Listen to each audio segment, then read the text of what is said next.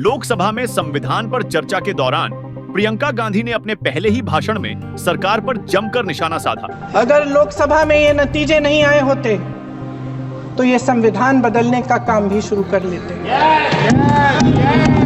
सच्चाई ये है अध्यक्ष महोदय कि आज संविधान बार बार इसलिए कह रहे हैं क्योंकि इस चुनाव में इनको पता चल गया कि इस देश की जनता ही इस संविधान को सुरक्षित रखेगी,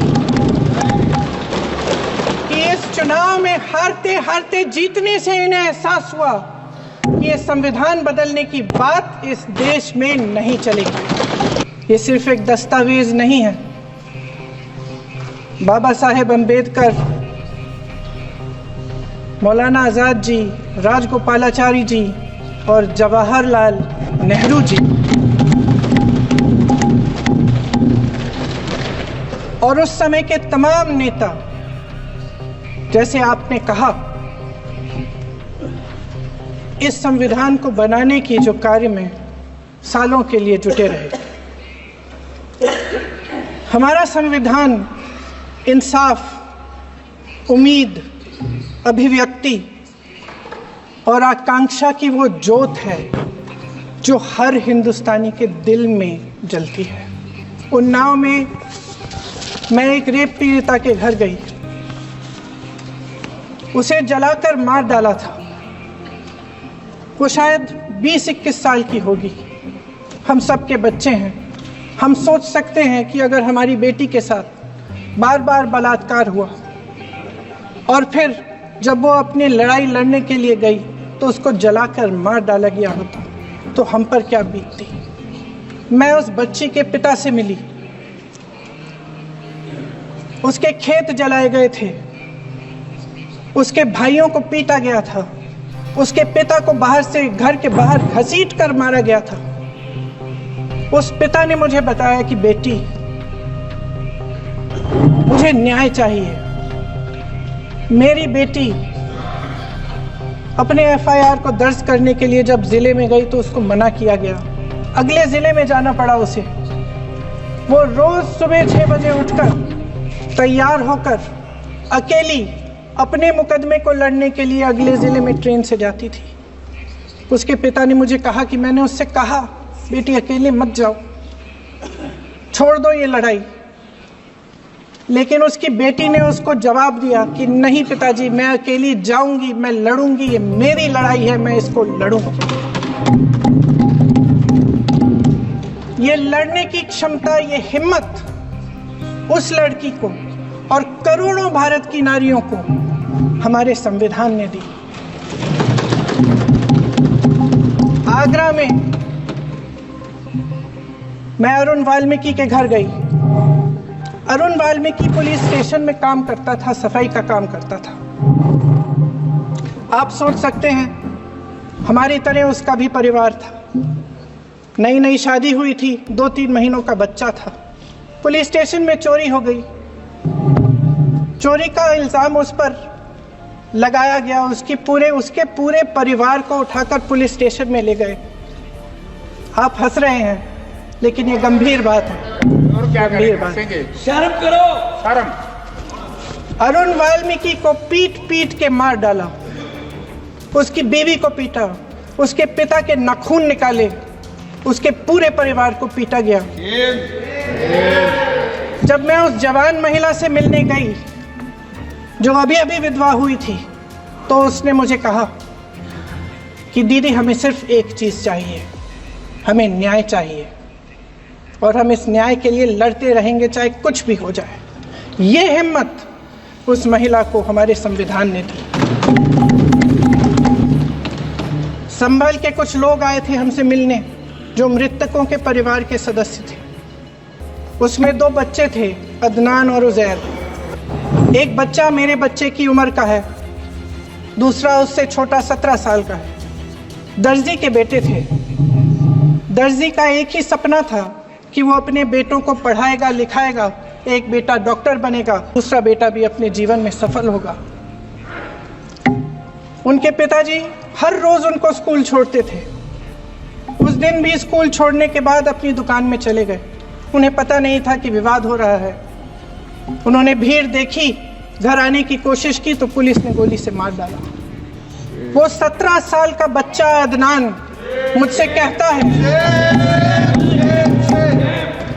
वो 17 साल का बच्चा अदनान मुझसे कहता है कि मैं बड़ा होकर डॉक्टर बन के दिखाऊंगा, मैं अपने पिता का सपना साकार करूंगा। ये सपना, ये आशा उसके दिल में हमारे संविधान ने डाली। अध्यक्ष महोदय, हमारे देश के करोड़ों देशवासियों के संघर्ष में, अपने अधिकारों की पहचान में, इनकी कठिन से कठिन परिस्थितियों से लड़ने की अपार हिम्मत में और देश से न्याय की अपेक्षा में हमारे संविधान की ज्योत जल रही है।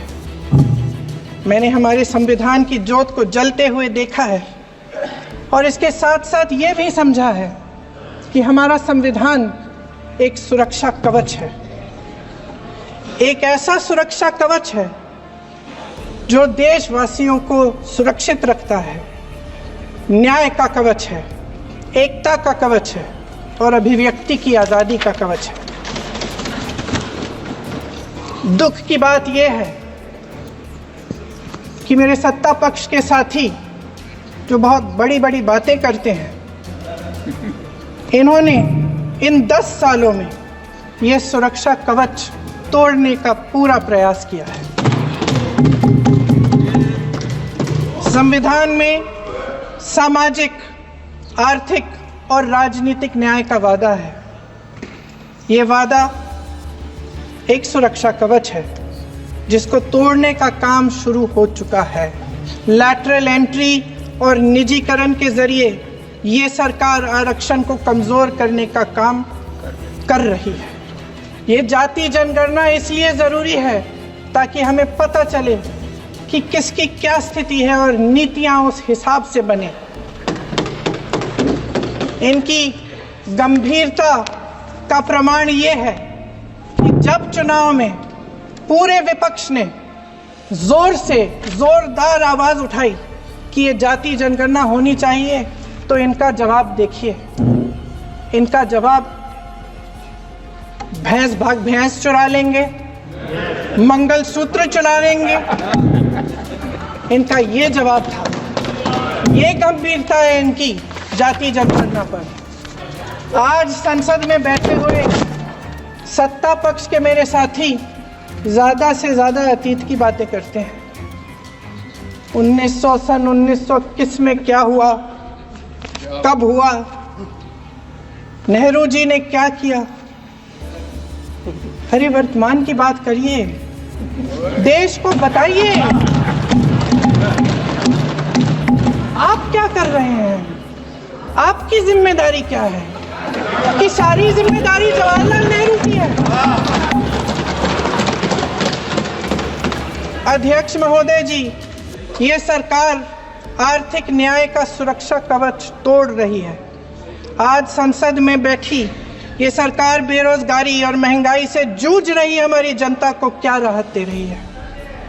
कृषि के कानून भी बड़े बड़े उद्योगपतियों के लिए बन रहे हैं। सही एमएसपी को छोड़िए, डीएपी तक नहीं मिल रहा है।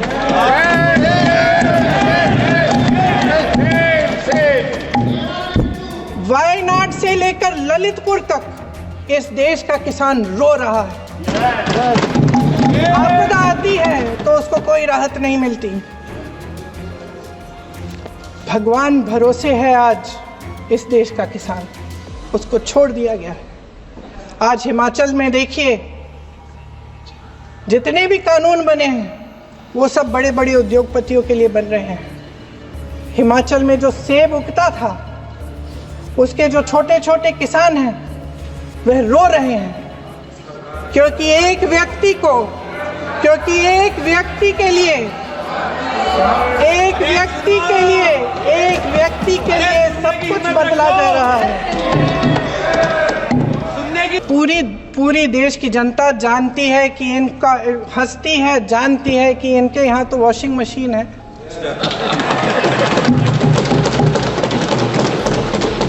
जो यहाँ से वहाँ जाता है वो धुल जाता है।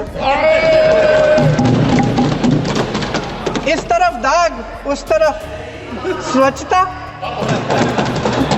और मेरे कई ऐसे साथी हैं जो इस तरफ होते थे उस तरफ चले गए,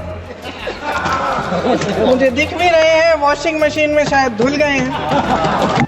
कि भारत का संविधान संघ का विधान नहीं है।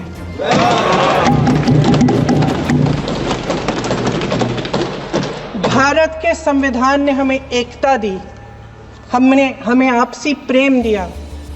उस मोहब्बत की दुकान जिस पर आपको हंसी आती है, उसके साथ करोड़ों देशवासी चले। करोड़ों देशवासियों के दिल में एक दूसरे के लिए प्रेम है, घृणा नहीं है। मैं इस सदन को याद दिलाना चाहती हूँ कि ऐसा डर का माहौल देश में अंग्रेजों के राज में था। जब इस तरफ बैठे हुए गांधी की विचारधारा वाले लोग आज़ादी की लड़ाई लड़ रहे थे और उस तरफ वाली विचारधारा वाले लोग भय में रहकर अंग्रेजों के साथ साठ-गांठ कर रहे थे।